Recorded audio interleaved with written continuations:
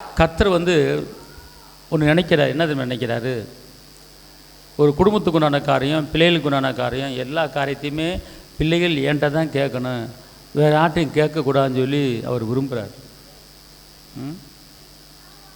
இப்போ உங்கள் பிள்ளை இருக்குது, பெற்று வளர்த்து ஆளாக்கிட்டீங்க.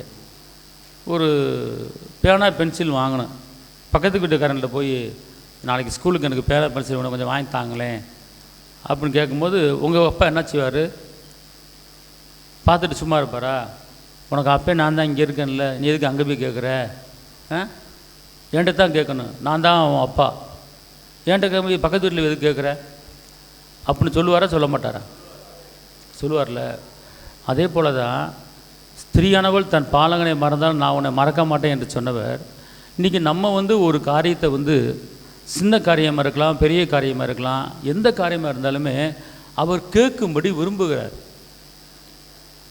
வாழ்க்கை கட்டப்படாமல் இருக்கலாம், உன் தொழில் நடக்காமல் இருக்கலாம், உன் வியாபாரம் நடக்காமல் இருக்கலாம்.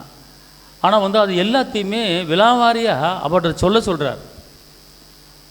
அவர்கிட்ட நீங்கள் சொல்லும்போது கண்டிப்பாக அதை எல்லாத்தையும் கேட்பார். அவர் நீங்கள் கேட்குற காரியம் அவர்கிட்ட இல்லாமல் இருந்தாலும் அவர் உங்களுக்காக உருவாக்கி கொடுக்குற கர்த்தர்.